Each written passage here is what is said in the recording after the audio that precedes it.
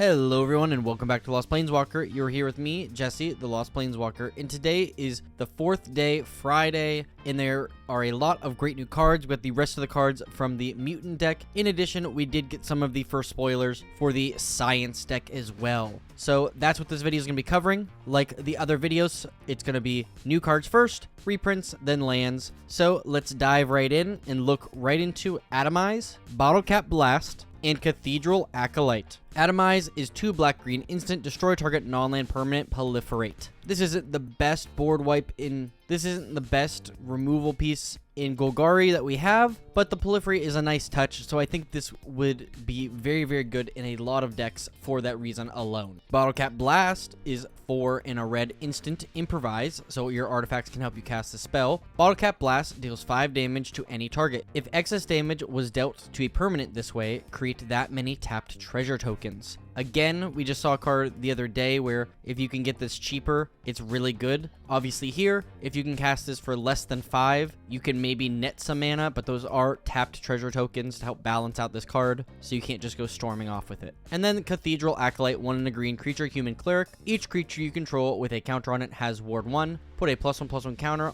on target creature that entered the battlefield this turn. Creatures that have +1/+1 counters really don't need any other protection pieces like this, because making big stuff is already pretty powerful, but this is awesome. You know, I can see this going in a bunch of +1/+1 counter decks in any number of colors. So after that, we have Contaminated Drink, Curie, Emergent Intelligence, Elder, Owen, Lions. Contaminated Drink is X blue black instant, draw X cards, then you get half X rad counters rounded up.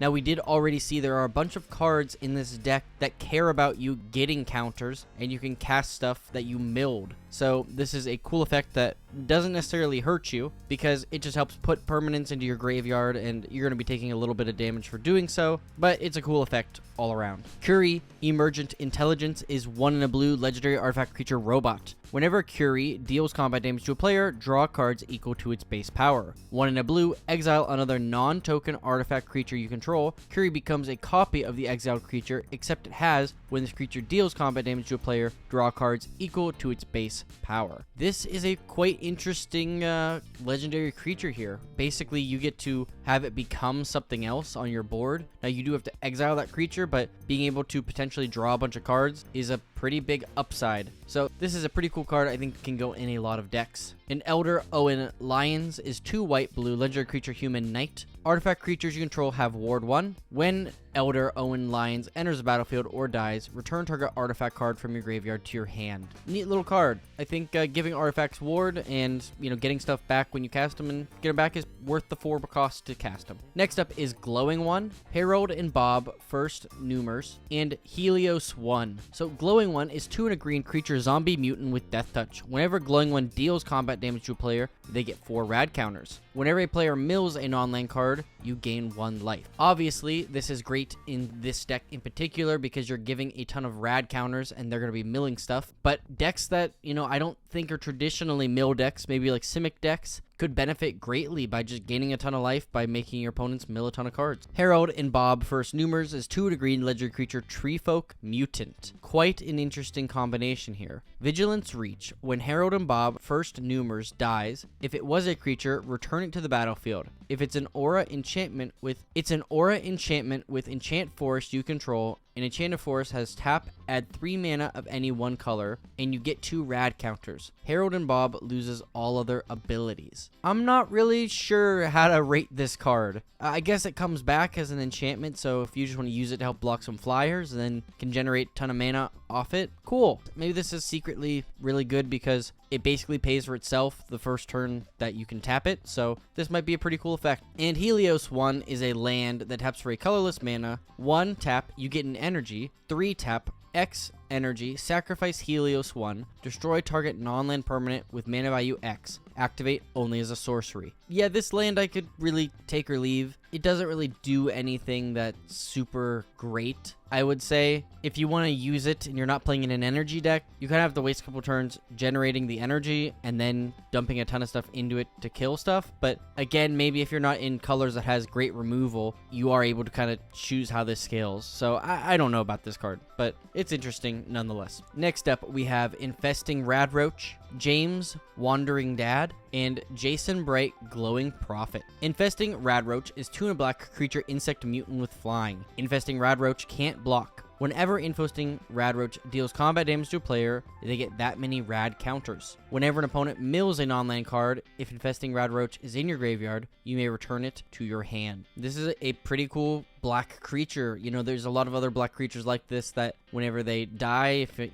some condition is met, they return, and this is kind of one of those, so I really like it. The flying is going to be a little hard, and you're going to be putting rad counters and getting it back from your graveyard. James, Wandering Dad, 2 and a blue, legendary creature, human scientist. Follow him, X blue, instant adventure, investigate X times, or when you cast him, you can tap to add 2 generic mana, spend this mana only to activate abilities. Yeah, I see this as kind of a really cool card in a clue deck, or decks just concerned about making a ton of clue tokens. And Jason Bright, Glowing Prophet, 2 and a blue, legendary creature, zombie mutant advisor. Whenever a zombie or mutant you control dies, if its power was different from its base power, draw a card. Come fly with me. 2, sacrifice a creature, put a +1/+1 counter on target creature you control. It gains flying until end of turn. This is a really cool zombie. I can definitely see myself putting this in my zombie deck. Wilhelm would love a creature like this, and this is a really super cool effect, so awesome. So next up, we have Lily Bowen, Raging Grandma, Lumbering Megasloth, and Marcus Mutant Meer. So Lily Bowen, Raging Grandma is 3 and a green, legendary creature, mutant warrior with vigilance. Lily Bowen, Raging Grandma enters the battlefield with 2 +1/+1 counters on it. At the beginning of your upkeep, double the number of +1/+1 counters on Lily Bowen if its power is 16 or less. Otherwise, remove all but 1 +1/+1 counter from it. Then you gain 1 life for each +1/+1 counter removed this way. Lily Bowen is kind of a really unique card. I could see this being a lot of fun in +1/+1 counter decks. The faster you can kind of ramp this up, the more life you can gain from it. And, if you're able to double the number of counters multiple times a turn and go to your upkeep, you can gain an insane amount of life very easily. Lumbering Megasloth is 10 green, creature, sloth, mutant. This spell costs 1 less to cast for each counter among players and permanents. Trample, Lumbering Megasloth enters battlefield tapped. 10 counters on creatures and players, I think, is actually going to be a lot easier to meet than you think. So it does make a lot of sense that this enters battlefield tapped, because for just 2 green mana, an untapped 8/8, could be very, very powerful too quickly. And Marcus Mutant Meer, 3 green-blue, legendary creature, mutant advisor, vigilance and trample. Whenever a creature you control deals combat damage to a player, draw a card if that creature has a +1/+1 counter on it. If it doesn't, put a +1/+1 counter on it. Marcus is pretty sick. I could see this being a good commander. I could see this being a good card in just any +1/+1 counter decks.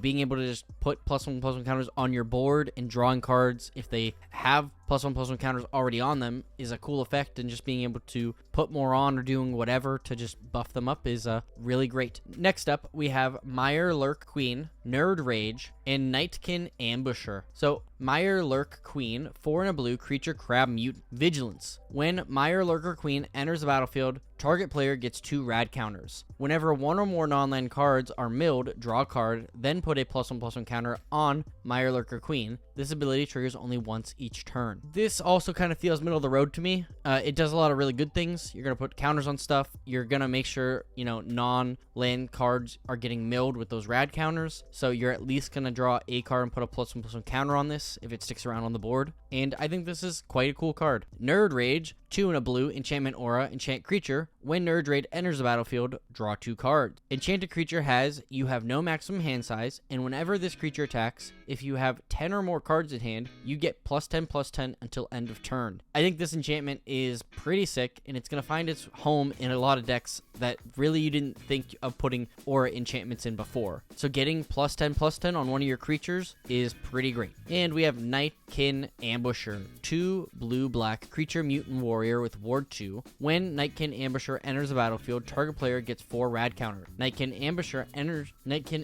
can't be blocked as long as the defending player has rad counters. Kind of a unblockable scenario here, where if that player has rad counters, well, you can just hit them, and if you equip this guy with maybe Nerd Rage, that would be a super cool way to kill an opponent. Next up, we have Nuka Launcher, Piper Wright, Public Reporter, and Plasma Caster. Nuka Nuke Launcher is 2 artifact equipment. Equipped creature gets +3/+0 and has Intimidate. Whenever equipped creature attacks, until end of defending player's next turn, that player gets 2 rad counters whenever they cast a spell. If you have a deck that is, casting spells in response to everything, this would be a cool equipment to attack with, but I don't see this being super great unless you have like a player in mind and you're building this deck and putting this in here. So I don't know how effective those rad counters are going to be, but the Intimidate is pretty good. Piper Wright Public Reporter is 1 in a blue, legendary creature, human detective. Whenever Piper Wright deals combat damage to a player, investigate that many times. Whenever you sack a clue, put a +1/+1 counter on target creature you control. Yeah, Piper's sick. If I was building a deck that wanted to make a bunch of clue tokens, Piper would fit right in. And Plasma Caster is 1 in a red, artifact equipment, equipped creature gets +1/+1. Whenever equipped creature attacks, you get 2 energy. Pay 2 energy, choose target creature that's blocking equipped creature, flip a coin. If you win the flip, exile a chosen creature. Otherwise, Plasma Caster deals 1 damage. This has a giant amount of upside, and obviously if you're playing a coin or, flipping deck and you're having all of those things that say, flip an additional time and just take the better result, this is going to fit right in and be an awesome piece that is kind of going to be hard to deal with unless you just remove it altogether. After that, we have Power Fist, Rampaging Yo Gue, or Red Death Shipwrecker. Power Fist, 1 in a green, artifact equipment. Equipped creature has trample, and whenever this creature deals combat damage to a player, put that many +1/+1 counters on it, equip for 2. This card, in my belief, is way too undercosted. I am always looking for ways to give creatures trample, and this does that. So for 4 mana, I would maybe just play this just because it gives something trample. But in addition, you're putting a number of counters on it equal to the number of damage you dealt to a defending player. So if you have an 8/8 and it deals 6 damage, it gets 6 counters and just gets bigger. This is a really, really cool piece of equipment that I think we're going to see in a lot of decks. Rampaging Yo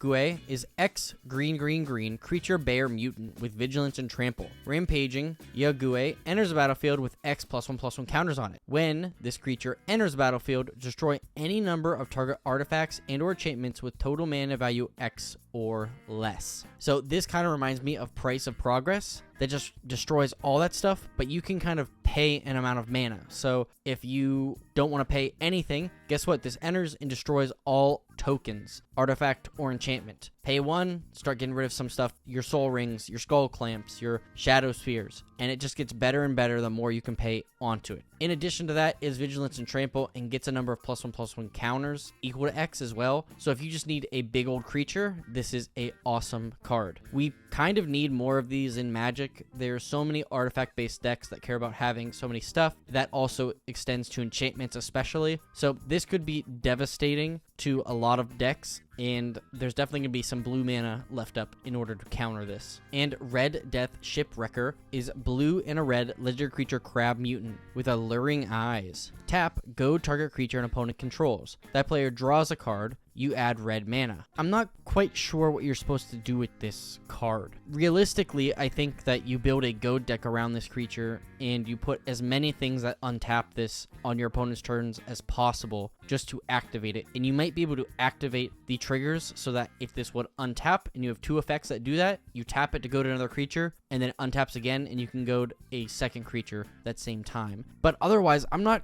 quite sure. Maybe this is just a piece to go in go decks, but it's quite interesting and they made it legendary for a reason. So I don't know. I don't know about that, but this is cool. Next up, we have Screeching Scorebeast, Sentinel, Sarah Lyons, and Sean, Father of Synths. So Screeching Scorebeast is 4 black creature bat mutant with flying and menace. Whenever Screeching Scorebeast enters the battlefield, each player gets 2 rad counter. Whenever 1 or more non-land cards are milled, you may create that many 2/2 black zombie mutant creature tokens. Do this only once each turn. So even the fact that you're just doing this once each turn, it's whenever 1 or more non-land cards are milled, you may create that many 2/2 zombies. So if, I don't know, let's say 10 non-land cards are milled, well, you can make 10 2/2 black zombies. I don't know quite where to put this card. I don't know if this goes in a zombie deck. I don't know if this just goes in a mill deck or what, but this is a really cool effect. Sentinel Sarah Lyons is 3 red-white legendary creature human knight with haste. As long as an artifact entered the battlefield under your control this turn, creatures you control get +2/+2. Battalion. Whenever Sarah Sentinel Lions and at least 2 other creatures attack, Sentinel Sarah Lions deals damage equal to the number of artifacts you control to target player.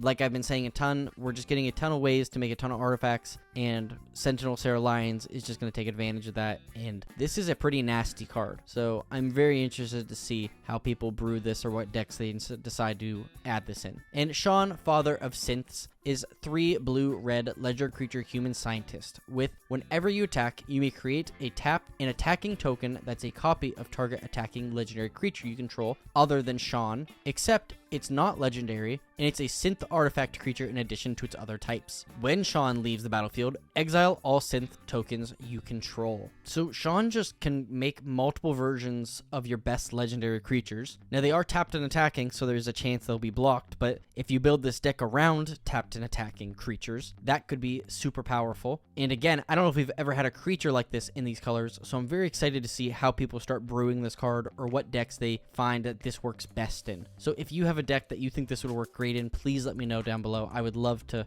figure that out. Next, we have Strong, the Brutish Thespian, Tato Farmer, and the Master Transcendent. So Strong, the Brutish Thespian is 4 green legendary creature mutant berserker with ward 2. Enrage, whenever Strong is dealt damage, you get 3 rad counters and put 3 +1/+1 counters on Strong. You gain life rather than lose life from radiation. Strong is a card I didn't think we were gonna get, and this is purely just, it cares about radiation, so it's super radiation heavy. So you're gonna be building a deck around this card from cards from this set. But in addition, it has an enrage trigger, meaning you want to ping this thing any way you can to put as many rad counters on yourself as possible. In addition to that, this is a mono green deck, so just dumping stuff in your graveyard usually isn't the best answer. So I don't know if this card is made to be a commander on its own, or it works much better as a card in maybe a Golgari deck where you want to be milling a bunch of stuff. Or like we saw earlier, there's a bunch of stuff in blue now where we want to be milling and having green also. So there's any number of ways to build this card or decks to put this card in. But right off the bat, I just can't figure out if this is good or not. I mean, a 7/7 for 6 mana with ward 2 is okay, but that enrage trigger and also you gain life from radiation just seems really strong, and I'm sure there's going to be a way to break this card. Tato Farmer is 2 and a green creature zombie mutant peasant with landfall. Whenever a land enters the battlefield under control, you may get 2 rad counters. Tap, put target land card in a graveyard that was milled this turn onto the battlefield under your control. Tap. I like Tato Farmer. I think there's a lot of ways that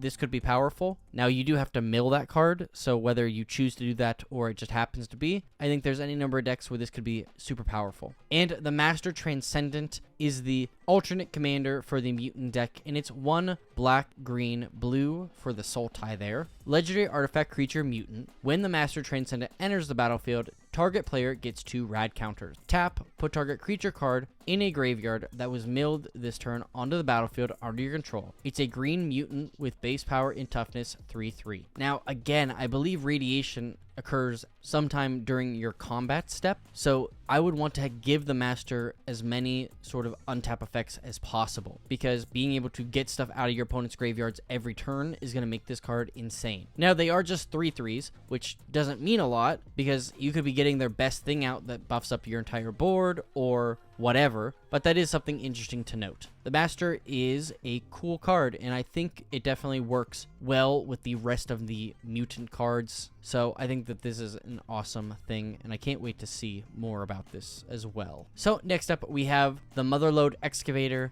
and Vault 12, the Necropolis. The Motherload Excavator is 3 red legendary artifact creature robot. When the Motherload Excavator enters battlefield, choose target opponent. You get an amount of energy equal to the number of non-basic lands that player controls. Whenever the Motherload attacks, you may pay 4 energy. When you do, destroy target non-basic land defending player controls, and creatures that player controls without flying can't block this turn. Red likes to do red things, and if you can just swing in with a bunch of hasted creatures but make it so they can't be blocked, that may be a game ender for you, or just a way to deal a ton of damage. either way, this is a pretty cool legendary artifact creature that I didn't expect to see. And Vault 12, the Necropolis, is 4 black.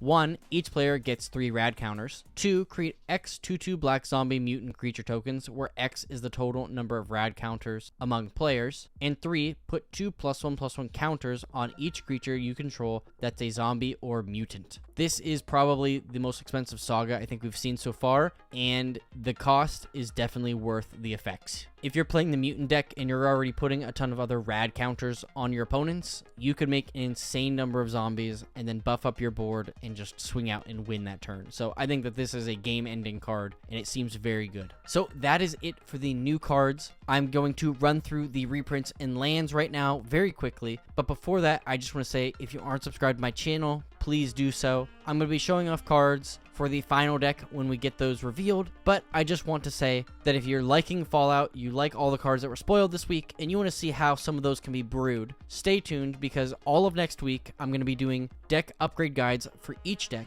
and in addition to that, I'm also going to be doing a bunch of commander decks. It's probably going to be my busiest week ever, so please stay tuned, and if you see those videos, why don't you click on them. But very quickly, let's now run through all of the reprints, and we got some really cool ones today. So starting out, we have Branching Evolution, Contagion Clasp, Cultivate, Farseek, Find and Finale, Fraying Sanity, West Tech Tyrant, which is Grave Titan, Harmonize, Inspiring Call, Rampant Growth, Talisman of Curiosity, Talisman of Dominance, and Talisman of Resilience, Tireless Tracker, and Winding Constrictor. Now, in the same fashion, I'm going to run through the lands that we received. So, starting out there, we got Darkwater Catacombs, Drowned Catacomb, Fetid Pools, Hinterland Harbor, Mortuary Mire, Nesting Grounds, Opulent Palace, Sunken Hollow, Tainted Isle, Tainted Woods, Temple of Deceit, Temple of Milady, Temple of Mystery, and Woodland Cemetery. So thank you so much for watching these videos. I hope you enjoyed. I hope you found some cool cards that I showed off today. If there's a card that caught your attention, or maybe there's a way you thought, hey, this would go great in this deck, or maybe there's still a card you're hoping to see coming out in the science decks, please let me know down in the comments down below. That would be awesome. Any interaction, I would just super appreciate, even if it's just a, hi, how are you doing? But some other interaction I hope you would also do is please leave a like on this video, share this with a friend, maybe you know someone who plays the games, or is super excited for this new set of commander decks as well, or if you just want to subscribe, that would be perfect. So today's Scryfall card of the day is Ranger's Hawk, Swift Eyes to scout the way ahead. Thank you so much for watching, and as always, I'll see you later, Planeswalkers.